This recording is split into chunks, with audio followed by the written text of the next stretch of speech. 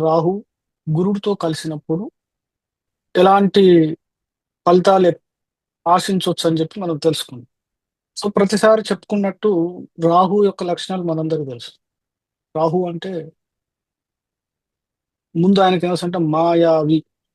ఈ కలియుగంలో మాయ మనిషిని మనిషి యొక్క మనసుని వివిధ భ్రమల్లోకి నెట్టి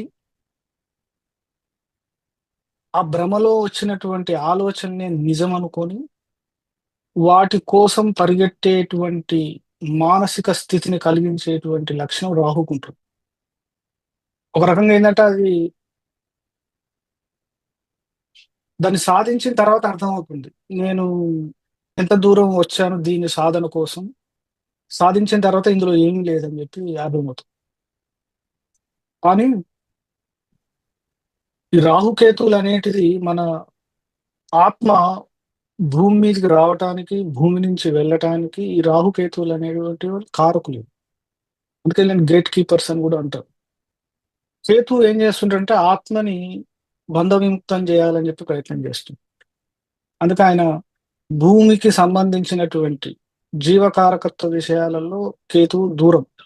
అన్ని విషయాల్లో ఆయన ఏ భావంలో ఉంటే ఆ భావానికి సంబంధించినటువంటి జీవకారకత్వ విషయాలలో మనిషిని అన్ని రకాలుగా దూరం చేస్తుండ్రు. మరి అది మనం గ్రహించం. గ్రహించక ఏం చేస్తాడంటే దాన్ని వెంటబడుతుంటాం. అలాగే రాహు ఏం చేశాడంటే బంధిస్తాడు. ఆత్మని ఈ భూమి మీద ఉన్నటువంటి భౌతిక సుఖాల పట్ల శరీరంతోటి ఆత్మను బంధించేసి మనసు ద్వారా, మళ్ళీ ఇంద్రియాల ద్వారా ఆ సుఖాల్ని అనుభవించటానికి వాటి కోసం పరిగెత్తటం అనేది రాహు యొక్క పని. అందుకే రాహుకి తను అనుకున్నది సాధించటానికి ఆయన అన్ని రకాల ప్రయత్నాలు వాడతాడు.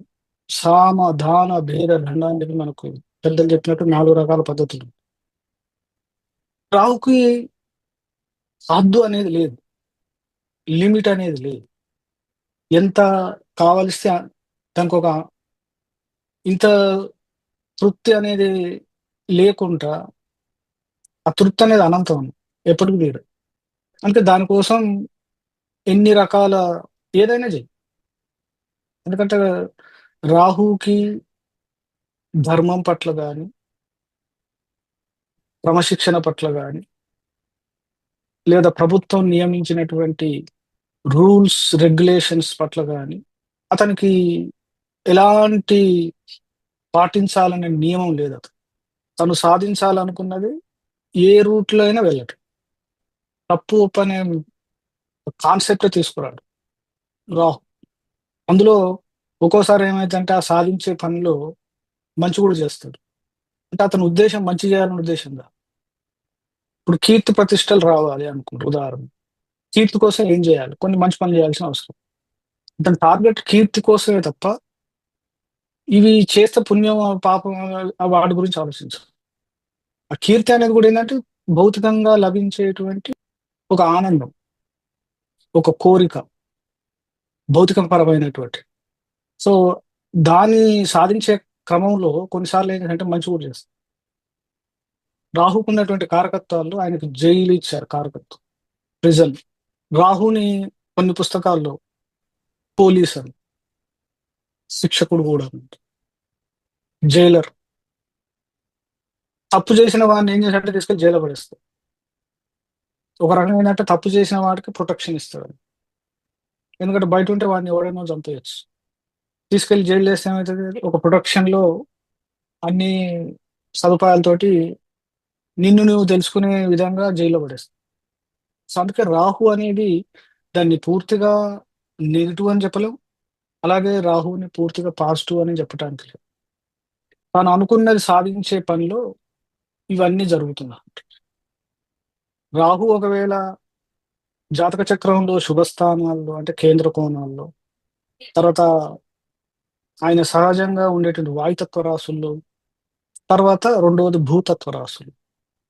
వాయుతత్వ, భూతత్వ రాశుల్లో ఆయనకి సరిపోయినంత బలం ఉంటుంది. తను చేయాలనుకున్న పనులు చేయటానికి. అందుకే బుధుడు రాశుల్లో తర్వాత తన స్వక్షేత్రం మూల త్రికోణం కుంభంలో, తర్వాత శుక్రుడు రాశి అయినటువంటి వృషభం, తుల, మిథునం, కన్య. వీటిల్లో తన ఫలితాలు ఏం చేస్తాయంటే భౌతికపరమైనటువంటి విషయాలలో అన్ని రకాల సుఖాలు ఇస్తాయి వ్యక్తికి. అంటే ఆ వ్యక్తిని ఆ సుఖాల వైపు ఆలోచించేటట్టు లేదా ఆ సుఖాలకు సంబంధించినటువంటి సంపాదించేటట్టు మనిషిని పురిగొల్పుతుంది. ఇది రాహు యొక్క మినిమం బేసిక్ క్యారెక్టరిస్టిక్స్ లక్షణాలని చెప్పుకోవచ్చు. ఇక గురువు. గురువు ఏంటంటే రాహుకి ఉన్నటువంటి లక్షణాలన్నిటికీ ఆయన వ్యతిరేకం. గురువు ఏంటంటే భౌతికమైనటువంటి సుఖాల పట్ల ఆయనకు ఎలాంటి ఆశ ఉండదు. తను చేసేటువంటిదంటే ఇహపరమైన సుఖాల కోసం ఏ పని చేయడు గురువు. గురువు యొక్క ఉద్దేశం ఏంటంటే పరలోకానికి సంబంధించి, తర్వాత ఆత్మ ఉన్నతికి సంబంధించి, తర్వాత భగవంతుడికి సంబంధించి, తర్వాత ధర్మాన్ని నిలబెట్టడానికి, తర్వాత సమాజంలో ఉన్నటువంటి మంచిని కాపాడటానికి, ఇలా దీర్ఘకాలికమైనటువంటి విషయాల పట్ల ఆయనకి గురువుకి ఇంట్రెస్ట్ అనమాట. గురువుకి కీర్తి అన్న ఇష్టమే. బట్ ఆ కీర్తి ఎలా రావాలి? సహజంగా ధర్మ మార్గంలో కీర్తిని సంపాదించాలి. గౌరవ మర్యాదలు, దేవతార్చన, తర్వాత దేవాలయాల రక్షణ, ధర్మ రక్షణ, వేద రక్షణ. సో ఇలా గురువుకి చాలా కారకత్వాలు ఉన్నాయి. గురువు చేయాలనుకున్నాడు. తర్వాత గురువు ఏదైనా ఏంటంటే ఆయన చిన్న విషయాలు ఉండదు. ఆయన ఎందుకంటే గ్రహాల్లో గురువు యొక్క పరిమాణం చాలా పెద్దది. అందుకే గురువు ఎక్కడుంటే అక్కడ ఆ భావానికి సంబంధించినటువంటి విషయాలలో విస్తృతి ఎక్కువ. ఎక్స్పాన్షన్ అంటారు ఇంగ్లీష్‌లో. ఆ భావానికి సంబంధించిన ఏ కారకత్వం అయినా చాలా విస్తృతి కలిగింది. రాహువు కూడా ఎక్స్పాన్షన్. కాకపోతే ఏంటంటే ఆ ఎక్స్పాన్షన్ అనేది రియాలిటీ కాదన్నమాట. నిజమైనటువంటి ఎక్స్పాన్షన్ కాదు. ధూమం, పొగతో కూడుకున్నటువంటి. అందులో ఏమి ఉండవు. ఊహ. గురువుది అలా కాదు. అందులో ఆ ఎక్స్పాన్షన్ ఏది చేసినా అందులో రియాలిటీ ఉంటుంది. నిజం ఉంటుంది. రాహువులో అబద్ధం ఉంటుంది. కీర్తి ప్రతిష్టలు కూడా ఏంటంటే ఫేక్ అన్నమాట. గురువుకి అలా కాదు. గురువుకి ఏదున్నా నీతి నిజాయితీతో కూడుకున్నట్టు ఉంటుంది. అలాగే వీళ్ళిద్దరు కలిసినప్పుడు ముందు ఏం చేయాల్సి ఉంటుందంటే వీళ్ళ కలయిక అనేది ఏ భావంలో అయితే కలిసారో ఆ భావంలో వీళ్ళ యొక్క బల బలాలు అనేటివి చాలా ఇంపార్టెంట్. అంటే రాహువు యొక్క బలంగా ఉంది అందులో ఏ భావంలో అయితే కలిశారో, గురువు యొక్క బలం ఎలా ఉంది. ఒకవేళ గురువు వీక్ అయిపోయాడు అనుకో, గురువు వీక్ అయిపోతే ఏమవుతుందంటే ఎవరి జాతకం లేదు. సరే రాహు సంగతి పక్కన పెడితే రాహుతో కలుసున్నా కలవకపోయినా జాతకంలో గురువు వీక్ అయినప్పుడు పర్సన్ ఏమవుతుందంటే అతనికి ఒక రకమైనటువంటి భయం. నేను అనుకున్నది చెయ్యలేను. ఒకటి ధర్మ మార్గం అనుకుంటే ఆ ధర్మ మార్గంలో వెళ్ళలేను. నేను దానికి సరిపడను. లేదా ఆ ధర్మం అనేది ఆ రూల్స్ అండ్ రెగ్యులేషన్స్ గాని, ఆ నీతి నిజాయితీ గాని నాకు అది పాటిస్తే జీవితం నడవదు. సో, జీవితం నడవాలంటే అవన్నీ పక్కన పడేయొచ్చు. మొరాలిటీ తీసేయొచ్చు అనేటువంటి భయం కలిగిస్తది గురువు. ఎప్పుడైతే గురువు బలహీనయితాడో చార్ట్‌లో. అలాగే రాహు ఎక్కడ కూర్చున్నా శత్రు క్షేత్రాల్లో కూర్చోవటం, తర్వాత మిగతా పాపగ్రహాల యొక్క స్థితి గాని, మొత్తానికి రాహు బలహీనంగా ఉన్నాడనుకోండి. ముందు రాహు అనేవాడు ఏందంటే తను సాధించాలనుకున్న విషయాలన్నీ వాటి కోసం ఎంత దూరమైనటువంటి వెళ్ళే వ్యక్తి. అయితే ఎప్పుడైతే వీక్ అయిపోతాడో రాహు, అందులో ఇంకా పూర్తిగా ఏమైతుందంటే నీతి నిజాయితీలన్నిటిని వదిలేస్తాడు. ఒక రకంగా చెప్పాలంటే షేమ్‌లెస్ పర్సన్ అంటారు. అంటే నలుగురు ఏమనుకుంటారు అక్కడ ఆహ్, సిగ్గు, శరం లాంటివి అనే పదాలకి ఆయన డిక్షనరీలో ఉండవని. కంప్లీట్ లో క్వాలిటీకెళ్ళిపోతారు. ఇంకక్కడ ధర్మం ఇది అది అని ఏమి ఉండవు. ఎవరనుకుంటారని తప్పు, ఒప్పు, నీతి, నిజాయితీ అసలు ఆ వర్డ్ ఆ వర్డ్స్ అనేటివి వాడు. ఇంకా లోయర్ అంటే నీచత్వానికి వెళ్ళిపోతాడు. వావి వరుసలు గూడా ఉండవు కొన్ని విషయాలలో. ఇక ధర్మం గురించి చెప్పక్కర్లేదు. అధర్మం అనేది గూడా అక్కడ ధర్మాధర్మాలు ప్రసక్తే రాదు. అందుకే వీళ్ళిద్దరి యొక్క స్థితి అనేది జాతక చక్రంలో ఒకవేళ వీళ్ళ కలయిక అనేది ఏర్పడినప్పుడు ఏ భావంలో వీళ్ళు కలిసారు, ఆ భావంలో వీళ్ళ వ్యక్తిగతంగా బలాబలాలు ఎలా ఉన్నాయి, దాన్ని బేస్ చేసుకొని చార్ట్‌ని చెప్పాల్సుంటుంది. కాలచక్రం 1-12 భావాలు 1-7వ భావం వరకి, ఇంకా లగ్నం నుంచి సప్తమం వరకు. లగ్నం నుంచి సప్తమం ఏమవుతుందంటే, లగ్నంలో సూర్యుడు ఉదయిస్తాడు. అది సూర్య ఉదయం. సప్తమంలో సూర్యుడు అస్తమిస్తాడు. అంటే లగ్నం నుంచి సప్తమం వరకు ఉన్నటువంటి కాలాన్ని లేదా రాశి మండలంలో ఉన్నటువంటి ఆ రాసులు గాని, ఆ భావాలు గాని అవి కంటికి కనిపించేవి. తర్వాత సెవెంత్ నుంచి అంటే అష్టమం నుంచి వ్యయం వరకి అది రాత్రి అని. సో, రాత్రి అనేదేంటంటే అది ఇన్విజిబుల్. కంటికి కనిపించదు. అంటే చీకటి. రవి ఉండడు కదా! ఇక్కడ రవి ఎప్పుడైతే ఉండడో రాహువుకి బలం పెరుగుతుంది. రవి గ్రహాలకి రాజు అయితే, రవి పగలుకు రాజు ఆయన. తర్వాత రాహువు గూడా ఒక రకంగా రాజే. ఈయన ఎలాంటి రాజంటే రవికి వ్యతిరేకమైనటువంటి రాజు. రవి యొక్క రూల్స్‌ని పాటించాల్సిన అవసరం లేకుండా రవికి వ్యతిరేకంగా పనిచేసేటువంటి గ్రహం ఏదంటే రాహు. అందుకే వీళ్ళు గ్రహణాల సమయాల్లో రవిని, చంద్రుడిని పట్టి వాళ్ళ యొక్క ప్రభావం లేకుండా చేస్తారు. అందుకే రాత్రికి అంటే అష్టమం నుంచి వ్యయం వరకు ఏందంటే రాహు యొక్క బలం ఎక్కువుంటుంది. లగ్నం నుంచి సప్తమం వరకేమో రవి బలం ఉంటుంది. సో, ఎప్పుడైతే రవి బలంగా ఉంటాడో అప్పుడు రవికి మిత్రుడైనటువంటి గురువు యొక్క బలం ఉంటుంది. గురువు స్ట్రాంగ్ ఉంటాడు. ఇంకా మొదటి నుంచి లగ్నం నుంచి సప్తమం వరకు గురువు ఏంటంటే బలమైనటువంటి గ్రహం అని చెప్తారు. అంటే ఇవి కాల బలాల్లో, ఆయన బలాల్లో చెప్పుకోవటానికి. అంటే ఒక గ్రహం యొక్క బలాన్ని షడ్బలాల్లో చెప్పేటప్పుడు ఇవొస్తాయి. తర్వాత రాహు 8-12 వరకే ఆయన స్ట్రాంగ్. సో, వీళ్ళిద్దరి కలయిక ఇప్పుడు ఏ భావాల్లో ఉందో ఆ భావాల ప్రకారం ఆయా గ్రహం ఏంటంటే బలవంతం అవుతుంది. రాహు, గురువు యొక్క కలయిక ఉదాహరణకి 9వ భావం, 11వ భావం తీసుకుందాం. 9వ భావం ఏంటంటే ధర్మ భావం. అది గురువుకు సంబంధించినటువంటి రాశి. జనరల్ న్యాచురల్ సహజంగా 9థ్ భావం. వీళ్ళిద్దరి కలయిక 9థ్‌లో ఏమవుతుందంటే గురువు న్యాచురల్‌గా బలంగా ఉంటుంది.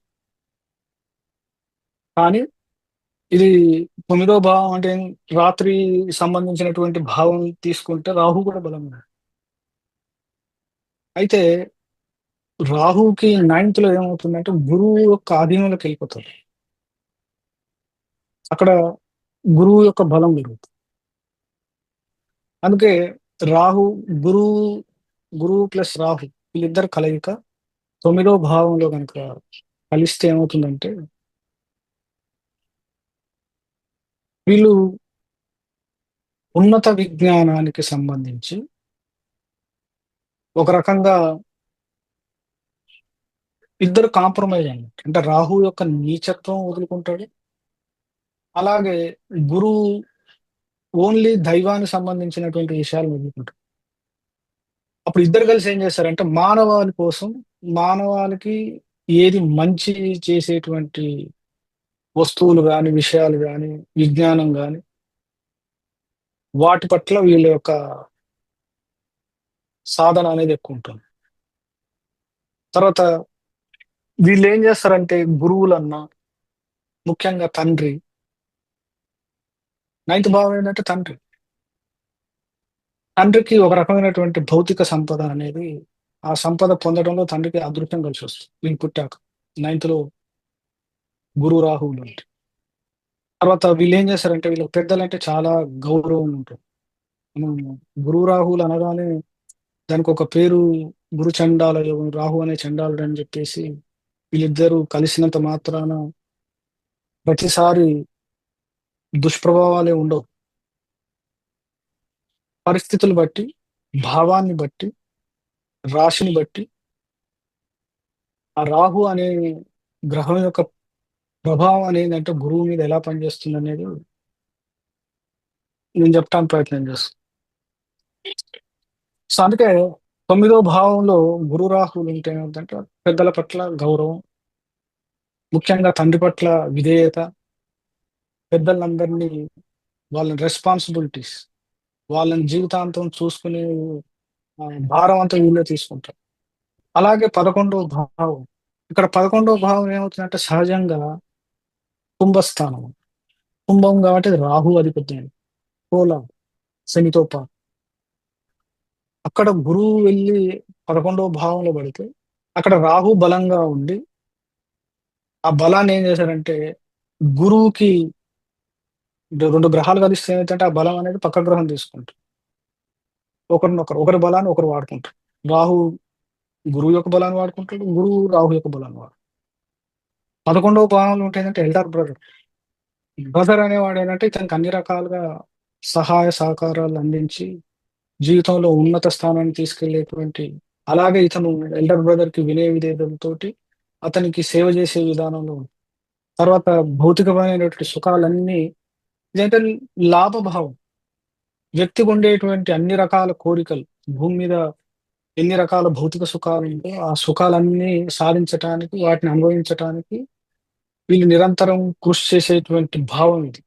లాభభావం రాహుది. ఇది ఇలాంటి 2 భావాలు తర్వాత రాహు, గురువుల యొక్క మూడో భావంలో కలిసిన తర్వాత రాహు కేంద్ర కోణాల్లో కూడా సహజంగా బలం కలిగి ఉంటాడాయన. ఒకవేళ ఆయన స్థానాధిపతి గూడా ఉచ్చక్షేత్రం, మిత్రక్షేత్రం అతను గూడా కేంద్ర కోణాల్లో ఉన్నప్పుడు రాహుకి బలం వస్తుంది. ఎందుకంటే రాహుకి ఏ ఏ రాశిలో కూర్చుంటే ఆ రాశి యొక్క అధిపతి యొక్క బలం వస్తుంది. ఒకవేళ మూల త్రికోణం గనుక అయితే, ఆ మూల త్రికోణ రాశి అధిపతి ఉన్నటువంటి స్థితి, ఆ గ్రహానికి ఉన్నటువంటి బలం అనేది ఈ సహజంగా రాహు తీసేసుకుంటాడు. రాహుకొచ్చేస్తది. కేంద్రాలలో తర్వాత ఉపజయ స్థానాల్లో రాహు మంచి ఫలితాలు ఇస్తాడు కానీ, మళ్ళీ రాహు ఇక్కడ మిగతా పాపగ్రహాలతో యుతి రాకూడదు. రవితో గాని, శనితో గాని, కుజుడితో గాని. వచ్చినప్పుడు ఏమైతుందంటే రాహు దెబ్బతింటాడు. రాహు యొక్క ఫలితాలన్నీ రివర్స్‌లో ఎళ్తాయి. ఎందుకంటే ఆ వ్యక్తి ఏం చేస్తాడు? రాహు ఎప్పుడైతే వీక్ అయిపోతాడో, భౌతిక సుఖాల పట్ల పూర్తిగా వ్యసనం, వ్యామోహం వాటికి బానిస అయిపోతాడన్నమాట. ఏదైనా గాని. తాగుడుకి గాని, ధనానికి గాని, కీర్తి ప్రతిష్టలకు గాని, అధికార దాహానికి గాని, అన్ని రకాల వ్యసనాలున్నాయి మనకి. అరిషడ్ వర్గాలని. ఆ అరిషడ్ వర్గాల్లో అన్ని గావచ్చు, లేదా 1, 2 గావచ్చు. డిపెండ్ ఆన్ ఎందుకంటే ఏ గ్రహాలతోటి పాపగ్రహాల యొక్క దృష్టి పడితే దాని యొక్క ఎఫెక్ట్ బట్టి ఏమవుతుందంటే, ఆ అరిషడ్ వర్గాల్ని వాటిని పూర్తిగా ఇన్వాల్వ్ అయిపోతది రాహు. అప్పుడు గురువు ఏమీ రక్షింపలేడక్కడ. ఎందుకంటే అతనితో పాటు ఇతను గూడా ఉండేసరికి, ఆ భావంలో గురువు యొక్క బలం అనేది పనిచేయదండి.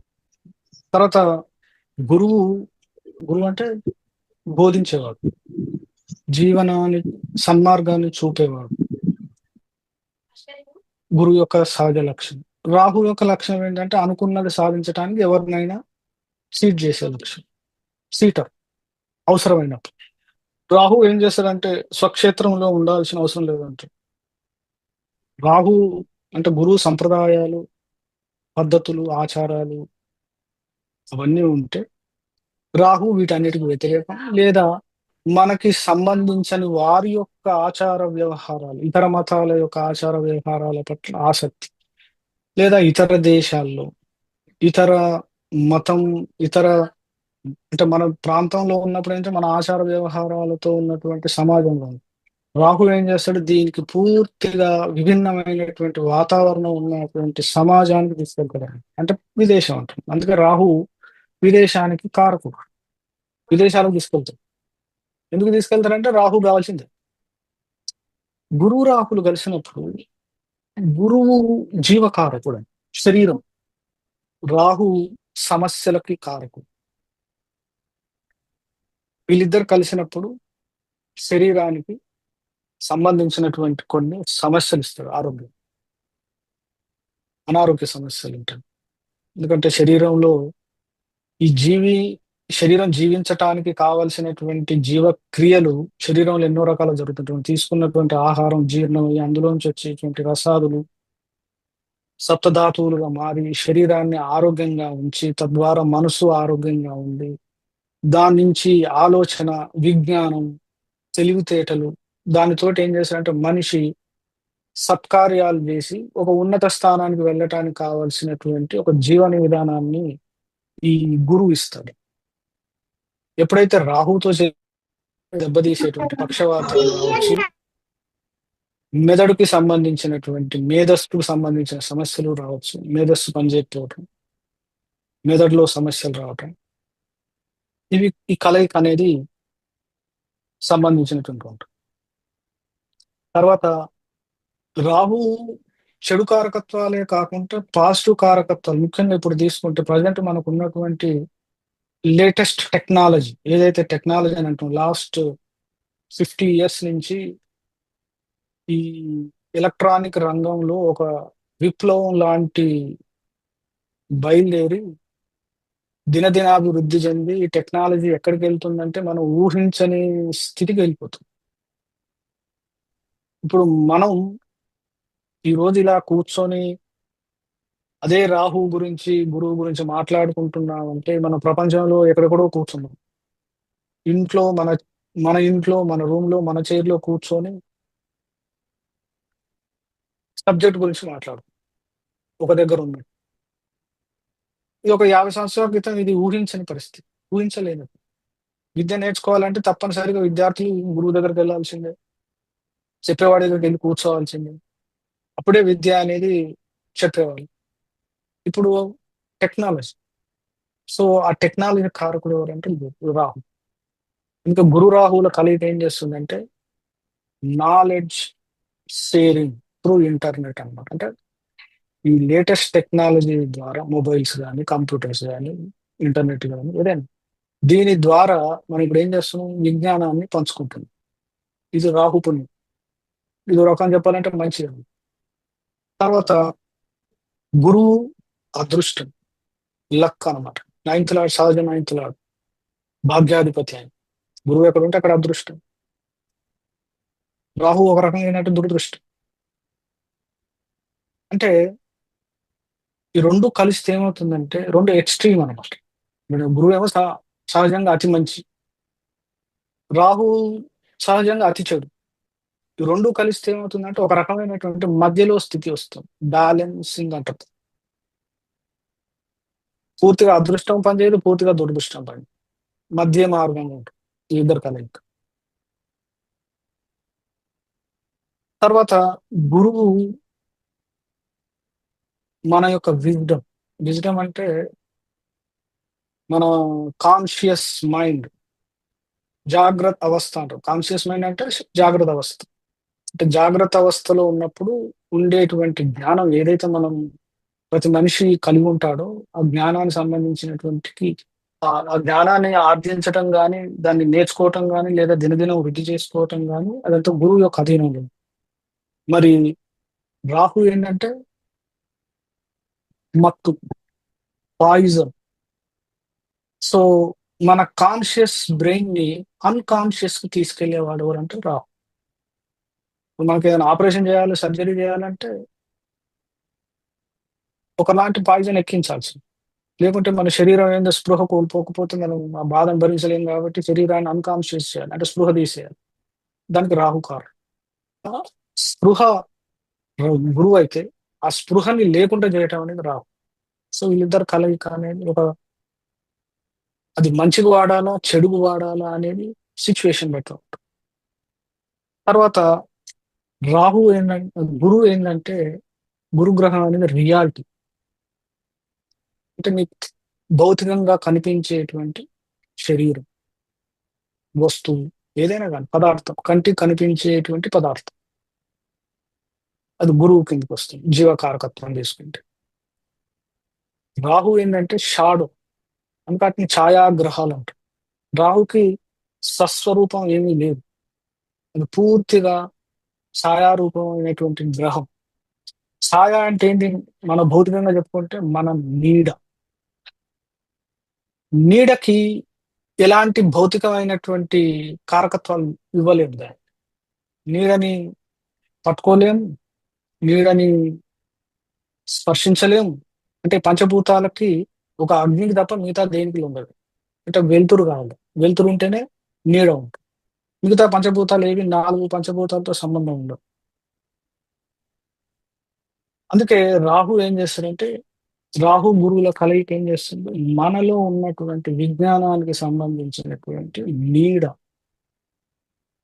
అక్కడ గురువు ప్లస్ ఇక్కడ శిష్యుడు అవుతాడు ఎవరు? రాహు.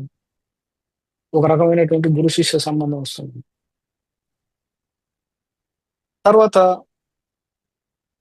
గురు రాహువులు కలిస్తే గురువు జీవకారకుడు అని చెప్పుకున్నాము. అలాగే రాహు ఏంటంటే విదేశానికి కాకు. చాలా సందర్భాల్లో వీళ్ళిద్దరు కలయిక వ్యయంలో, భాగ్యస్థానంలో, సప్తమ స్థానంలో, చతుర్థ స్థానంలో కనుక ఏర్పడితే ఏం చేస్తాడు రాహు? తీసుకెళ్ళిపోతాడు. స్వస్థానం, స్వగ్రామం, స్వదేశం వీటన్నిటిని వదిలేసి వీటికి దూరంగా మనకి సంబంధించినటువంటి కల్చర్లో బతికేటట్టు చేస్తుంది. రాహు యొక్క బలంగా ఉంటుంది ఒకవేళ. అందుకని ఆయన కారకుడు అది, విదేశానికి కారకుడు. రాహు జీవకారకత్వాలు, రాహు కూడా జీవకారకత్వాలు ఉన్నాయి. జీవకారకత్వాలు తీసుకుంటే ఏమవుతుంది? గ్రాండ్ ఫాదర్ అంటాం, తండ్రి తండ్రి. సో ఇప్పుడు ఆ తండ్రికి తండ్రి, తాతకి ఇక్కడ గురువు తోడయ్యాడు. సో ఆ జాతకుడు యొక్క తాత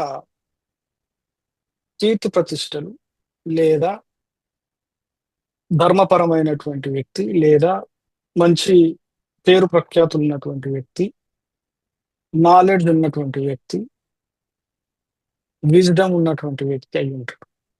తరువాత ఈ జాతకుడికి తాత లక్షణాలు అనేవి మాక్సిమం ఇతనికి వస్తాయి. ఎవరి జాతకంలో అయితే ఈ రాహు గురువుల కలయిక, ఇది నాడీ సిద్ధాంతంలో ఉంటుంది. అది ఏ భావన కానీ. ఎందుకంటే సహజంగా కారకుడు గ్రాండ్ ఫాదర్ కి, తాతకి కారకుడు రాహు కాబట్టి రాహు ఆ గ్రాండ్ ఫాదర్ కి ఎలాంటి లక్షణాలు ఉంటాయంటే ఈ లక్షణాలు ఉంటాయి. తర్వాత గురువు ఏంటంటే ముందే చెప్పుకున్నాం, భాగ్య భావానికి అధిపతి.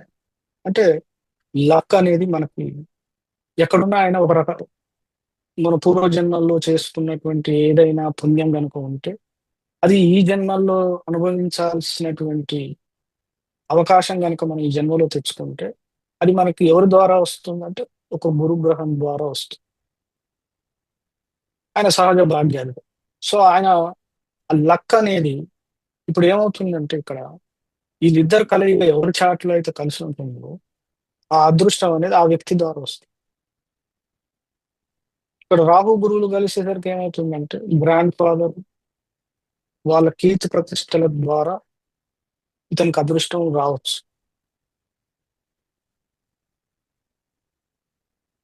అలాగే జనరల్ గురువు ఎవరితో కలిస్తే వాళ్ళ ద్వారా మనకి మన జీవితంలో అదృష్టం ఉంటుంది. ఉదాహరణ గురువు శుక్రుడు కలిసి, గురువు శుక్రుడు కలిస్తే శుక్రుడు అంటే స్పౌజ్ కి కారకుడు, పార్ట్నర్షిప్ కారకుడు. స్త్రీ పురుషులు ఎవరికైనా గురు శుక్రుడు కలిస్తే ఏమవుతుందంటే వివాహానంతరం జీవితంలో వృద్ధి, భాగ్యం సహజంగా వచ్చేటువంటి లక్షణాలు. లేదా పార్ట్నర్షిప్ ద్వారా సప్తమంలో ఉన్న పార్ట్నర్షిప్ ద్వారా చాలా లాభాలు కలిగే అవకాశం, అదృష్టం కలిసి రావచ్చు. గురువు సహజంగా ఏ భావంలో ఉంటే ఆ భావంలో అదృష్టం వస్తుంది అక్కడి నుంచి, ఆ భావం ద్వారా. ఇక్కడ రాహుతో గురువుతోటి ఏ గ్రహం కలిస్తే ఆ గ్రహం యొక్క కారకత్వాల ద్వారా మనకు అదృష్టం కలిసి, వెరీ సింపుల్ బేసిక్ ప్రిన్సిపల్. గురువు చంద్రుడు కలిశారు మదర్ ద్వారా, జీవితంలో మదర్ అనేది ఒక లక్ ఫ్యాక్టర్, తల్లి అనేది అదృష్ట కారకత్వం అవుతుంది. గురువుతో రవి కలిశాడు అనుకో, తండ్రి తండ్రి ద్వారా చాలా అదృష్టం కలిసొస్తుంది. లేదా తండ్రి మంచి కీర్తి ప్రతిష్టలు కలిగినటువంటి, విజ్ఞానం కలిగినటువంటి వ్యక్తి అయి ఉంటాడు. దాని ద్వారా మన జీవితంలో మన జీవితానికి ఎన్నిలో సో, ఇలా మీరు గ్రహాల యొక్క కారకత్వాలు తీసుకొని, ఈ 2 గ్రహాలు కలిసినప్పుడు, ఆ గ్రహాల యొక్క ఆహ్, కారకత్వాలు ప్లస్ ఆ వ్యక్తి జీవ కారకత్వాలు. ఒక గ్రహం జీవ కారకత్వం చూసుకుంటే, గురుడనేది లక్ తీసుకుంది. ఆ జీవ కారకత్వం. ఆ గురువుతో కలిసి ఏ గ్రహం కలిస్తే, ఆ గ్రహం యొక్క వ్యక్తి, ఆ కారకత్వం యొక్క వ్యక్తి ద్వారా మనకి జీవితంలో లక్ అనేది అది సింపుల్‌గా చూసుకుంటే. ఇలా ఈ రాహు, గురువు కలయిక అనేది సందర్భాన్ని బట్టి, సిట్యుయేషన్ అంటే రాశి, భావం లేదా ఇతర గ్రహాల యొక్క దృష్టి, తర్వాత వీళ్ళిద్దరి యొక్క షడ్బలాలు, తర్వాత వర్గ చక్రాల్లో వీళ్ళు ఉండేటువంటి అంశాలు, అవన్నీ కలిస్తే అప్పుడు గాని మనం వీళ్ళిద్దరి యొక్క వీళ్ళిద్దరు జాతక చక్రంలో ఏం జేస్తారనేది మనకి అర్థం కాదు. సో, ఇక్కడ జాగ్రత్తలు ఏం తీసుకోవాలంటే, ఎప్పుడైనా రాహు, గురువులు కలిస్తే ఒకవేళ సన్మార్గంలో వ్యక్తి గనక ఉంటే, ఆ వ్యక్తిని ఏం చేస్తారంటే, రాహువు ఆ సన్మార్గంలో ఇంకా హై లెవెల్‌కి తీసుకెళ్ళటానికి సహాయం చేస్తది. అలా అని రాహువుని ఎప్పుడు నెగెటివ్ చూడటానికి లేదు. రాహువుకి కారకత్వాల్లో పరాశర మహర్షి అనంటే ఫిలాసఫర్ అన్నాడు. అంటే తాత్వికవేత్త అని అర్థం రాహు. అలాంటి తాత్వికవేత్తకి పక్కన విజ్డమ్ కలిగినటువంటి గురువు తోడైతే, అంటే తనకున్నటువంటి ఆ ఫిలాసఫీ నాలెడ్జ్ అనేది ఏమవుతుందంటే, ఇంకా ఎక్స్‌పాన్షన్ అవుతుంది. సో, గ్రేట్ ఫిలాసఫర్స్ అవుతారు. ఇప్పటికి ఈ శతాబ్దంలో అంటే పోయిన శతాబ్దం, 20వ శతాబ్దంలో ఎంతోమంది ఫిలాసఫర్స్ ఉన్నారు. ఇంకా వాళ్ళు రాసినటువంటి పుస్తకాలు ఎన్ని మార్కెట్‌లోకొచ్చాయి. ఎంతోమంది పేరు ప్రఖ్యాతులు. సో, వాళ్ళందరి జాతకాల్లో మాక్సిమం కనుక్కున్నది ఏంటిదంటే, ఆ గురువుకి రాహు సంబంధం ఉంటది. గురువుతో రాహు యొక్క సంబంధం 159లో ఎక్కడైనా ఉండొచ్చు. ఫోను సంబంధం కావచ్చు, లేదా ఇద్దరు కలిసి ఎక్కడైనా భావం ఉండొచ్చు. థర్డ్ హౌస్‌లో ఉన్నారనుకోండి. థర్డ్ హౌస్ అనేది కమ్యూనికేషన్. సో, ఆ ఫిలాసఫీ నాలెడ్జ్‌ని తన బోధనల ద్వారా అంటే మౌఖికంగా చెప్పొచ్చు, లేదా రాతల ద్వారా అంటే పుస్తకాలు రాసి చెప్పొచ్చు. ఆథర్‌షిప్ అంటాం దాన్ని. సో, టీచింగ్ ద్వారా చెప్పొచ్చు. ఆ కమ్యూనికేషన్ అనేది ఆ ఫిలాసఫీననేది ఏం చేస్తదంటే వీళ్ళకి అర్థమైనంత ఇదిగా మిగతా వాళ్ళకి అర్థం. ఎందుకంటే వీళ్ళు భౌతిక పరంగా ఆ ఫిలాసఫీని భౌతిక పరమైన విషయాలతోటి కంపేర్ చేసి ఆలోచిస్తారు. ఎందుకంటే ఫిలాసఫీ అనేది ఏంటంటే దానికి బేస్ అనేది లేకపోతే అంటే ఒక మనిషి మానవ మెదడు ఏదైతే అర్థం చేసుకోగలదో, ఆ అర్థం చేసుకునే స్థితి అందులో పామరుడు ఉంటాడు, పండితుడు ఉంటాడు. పండితుడికి అర్థమయ్యే స్థితి వేరు. పామరుడికి ఆ విషయం అనేది ఏ లెవెల్‌లో కూడా అర్థం కాదు. అంతు చిక్కదు. అలాంటి స్థితిలో ఫిలాసఫీ అనేది ఏంటంటే ఎవరికి అర్థమవుతుంది, ఎవరికి అర్థం కాదనేది పెద్ద సమస్య. సో, పామరుడికి అర్థం కావాలంటే ఏంటంటే దానికి ఉపమానాలతోటి అంటే ఉదాహరణలతోటి చెప్పాల్సుంటది. అప్పుడు గాని ఆ విషయాన్ని అతను అవగతం కాదు. సో, అందు గురించి ఆ ఫిలాసఫీని ఏం చేశారంటే గ్రౌండ్ లెవెల్‌కి తీసుకొచ్చేది ఎవరంటే రాహు. సో, అందుకే ఈ రాహు, గురువుల కలయిక ఒక శుభభావంలో ఉండి శుభగ్రహాల దృష్టి గనుక ఏర్పడినప్పుడు వీళ్ళేం చేస్తారంటే సమాజానికి విజ్ఞానాన్ని వ్యాపింపజేస్తారు ఒక రకంగా. ఇది పాజిటివ్ డైరెక్షన్. మీరు దశలో గనక తీసుకుంటే ఇప్పుడు గురువు, రాహు దశ ఉదాహరణ. గురువు, గురువు మహాదశలో రాహు అంతర్దశ వస్తుంది. ఎప్పుడొస్తుందది? ఆ దశ అనేది దశా ఛిద్రం అంటే ఎండ్ ఆఫ్ ది దశ అంటాం దాన్ని. రాహువులో రాహులో గురువు అయిపోతే గురువులో రాహు అయిపోతే గురు మహాదశ సమాప్తం. ఇక తర్వాత వచ్చేది ఏంటిదంటే శని మహాదశ. సో, ఈ రాహు ఏం చేస్తాడంటే, గురువులో రాహు అంతర్దశ వస్తున్నప్పుడు చాలా మందికి మీ ఇప్పటివరకు ఇక్కడ ఉన్న వాళ్ళందరూ మీరు చూసుకోవచ్చు. మీ జాతకాల్లో గురువు, రాహువుల యొక్క సంబంధం బట్టి వాళ్ళు ఒకవేళ కోణం 159లో ఉన్న కలిసున్న గురువులో రాహు వచ్చినప్పుడు మనిషిని ఏం చేస్తాడంటే పూర్తిగా, అంటే అందులో పూర్వజన్మ కర్మ గూడా ఉంటుంది. ప్లస్ పూర్వజన్మ వాసన వల్ల ఈ జన్మలో ఈ వ్యక్తి చేస్తున్నటువంటి కర్మలు, దాని పట్ల అంటే ఏ మార్గంలో వెళ్ళాలా అనేది ఈ ఈ దశలోకి అర్థమైపోతుంది వ్యక్తి. ఎప్పుడైతే ఆ వ్యక్తి ఏ మార్గంలో వెళ్తుండో, సన్మార్గంలో వెళ్తుండా, లేపోతే మిగతా వక్ర మార్గంలో వెళ్తుండా అనేది గురువులో రాహు దశ వచ్చేసరికి మనకు సిచ్యువేషన్ అర్థమవుతుంది. అందుకే ఆయన ఏమంటాడు మహర్షి పరాశరుడు, శని మహాదశ అంటే శని మహాదశ ఎందుకంటే ప్రతి వ్యక్తి జీవితంలో శని అనేది ఆయన కర్మకారకుడు. పూర్వజన్మలో ఉన్నటువంటి అన్ని రకాల కర్మలకి ఈ జన్మలో మనం ఏదైతే రుణపడి ఉన్నామో ఆ కర్మలన్నిటినీ మనం తీర్చుకునే టైం అన్నమాట శని మహాదశ.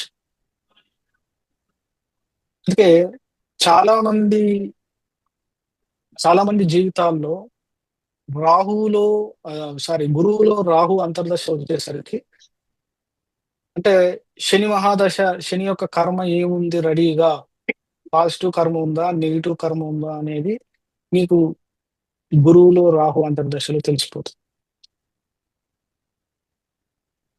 ఒక ఉదాహరణ ఏంటంటే, చాలా మంది బిజినెస్ మ్యాన్స్ ఉంటారు. బిజినెస్ మ్యాన్ ఏం చేస్తారు? అప్పటి వరకు బిజినెస్ నడుపుతుంది. సప్తమంలో గురు రాహులు ఉన్నారు. బిజినెస్ నడుస్తూ ఉంటాయి. నడుస్తున్న బిజినెస్ అలా నడుస్తుంటే ఆళ్ళకి రాహు ఎంటర్ అయింది కదా! గురువులో రాహు ఎంటర్ అయింది. రాహు ఎంటర్ గానే ఏంటంటే ఉన్న చోట కామ్‌గా ఉండనియ్యడు. కూర్చొనివ్వడు. ఇలా మామూలుగా పద్ధతి ప్రకారం నడుస్తున్నట్టే లాభం లేదు.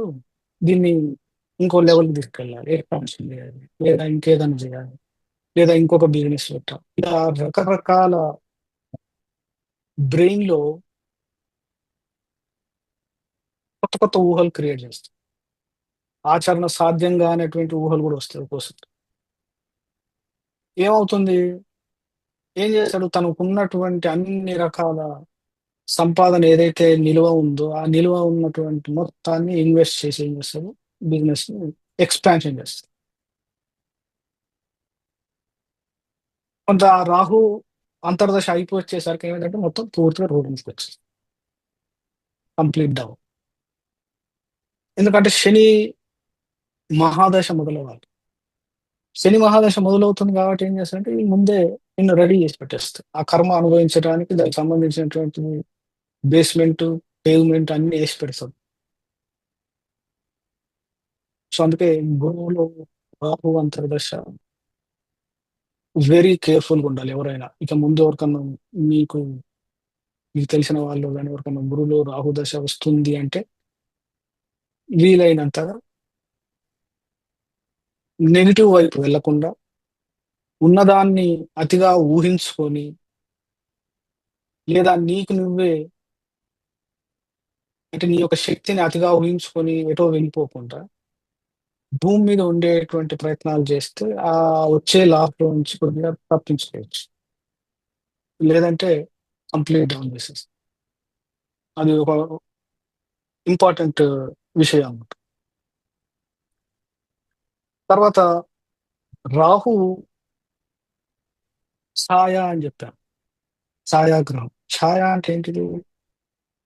ఆ ఛాయ అనే ఒక థియరీ అన్నమాట. షాడో అంటాం. అంటే ఆ షాడో థియరీ దేనికి వెళ్ళిందంటే ఫోటోగ్రఫీకెళ్ళింది.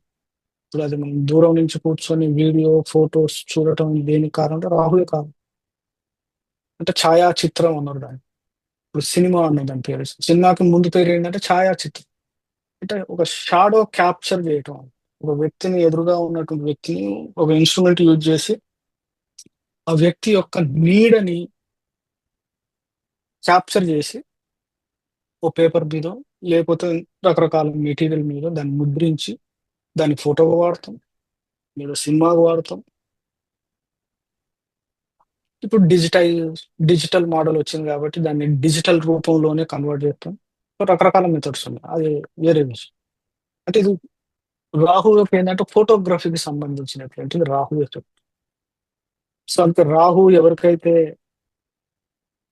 ఆహ్, తీవ్ర ప్రభావంకి జాతకంలో ఉంది అంటే రాహు యొక్క ప్రభావం, వీళ్ళకి ఫోటోగ్రఫీ అంటే ఆటోమేటిక్‌గా ఇష్టం.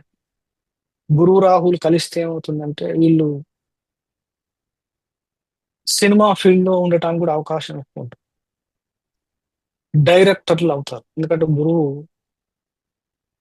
Management, administration, head of the department. So, గురు, రాహువుల కలయిక ఏం చేస్తదంటే వ్యక్తుల్ని సినిమా ఫీల్డ్‌లో ఫోటోగ్రఫీని హ్యాండిల్ చేయడం గాని, ఎడిట్ చేయటం గాని, దాన్ని అజమాయిషి అంతా వాళ్ళ చేతుల్లో ఉంచుకోవడం, లేదా డైరెక్టర్ అవ్వటం. ఇలాంటి విషయాలలో రాహు తీసుకెళ్తాడు. ఒక రకంగా చెప్పాలంటే రాహుకి రెమెడీ కూడా ఏంటంటే ఫోటోగ్రఫీ. రాహు పంచమంలో ఉన్నాడు. రాహు పంచమంలో ఉండంటే వాస్తు ప్రకారం ఏంటంటే ఇంట్లో సెంట్రల్ హాల్ అన్నమాట వాస్తు ప్రకారం. సో, రాహు ఏంది మన ఇంట్లో పెద్దలు అంటే గ్రాండ్ ఫాదర్ లేదా పితృదేవతలు. ఇంట్లో ముందే గతించిపోయినటువంటి పెద్ద సో, వాళ్ళకి సంబంధించినటువంటి ఫోటోలనేటివి ఇంట్లో కంపల్సరీ ఉంటాయి.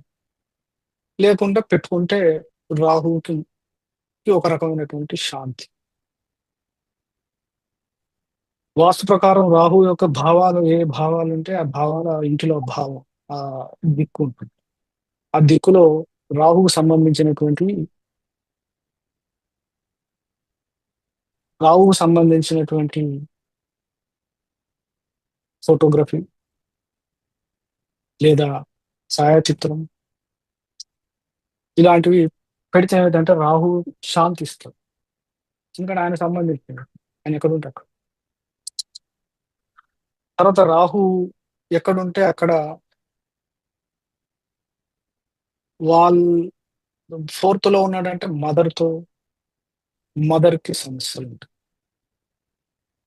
పంచమంలో ఉంటే సంతానం కోసం, సంతానం ద్వారా లేదా సంతానం విషయమై సమస్యలొస్తాయి. ఎక్కడుంటే అక్కడ. దానికి గురువు తోడైతే సమస్యలనేటివి ఏమవుతాయంటే ఒక్కోసారి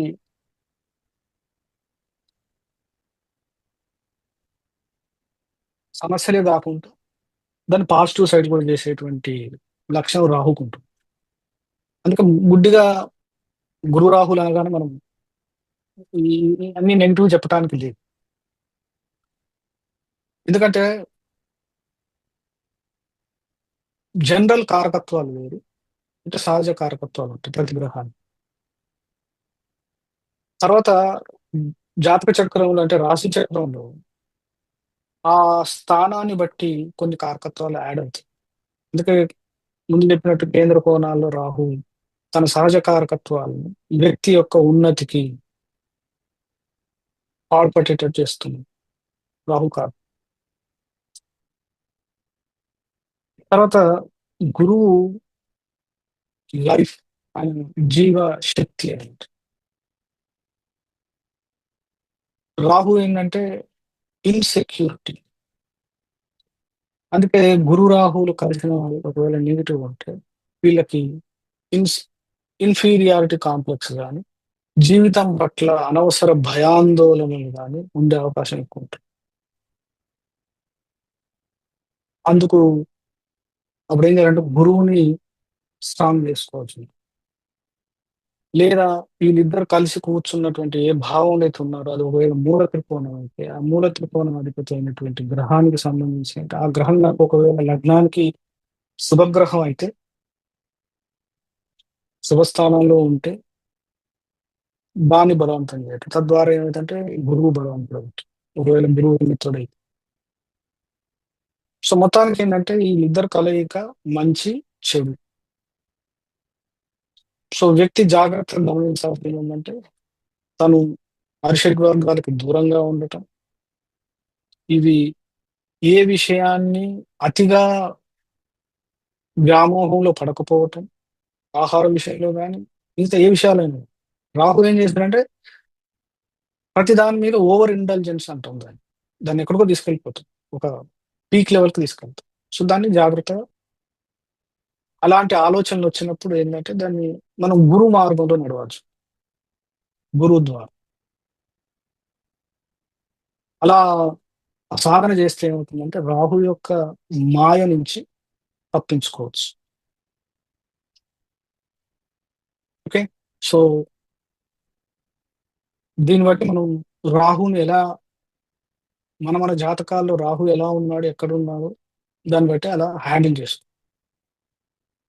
గురు రాహుల కలయిక చాలా మంచిది. ఒక రకంగా చెప్పాలంటే. గురు చండాలులు అని తిట్టేయడానికి లేదు. ఒక రకంగా మంచిది. బట్ ఆ మంచిది ఎప్పుడవుతుందంటే మనం సన్మార్గంకి మరల్చినప్పుడే అవుతుంది. లేకపోతే అదో గతి కాదు.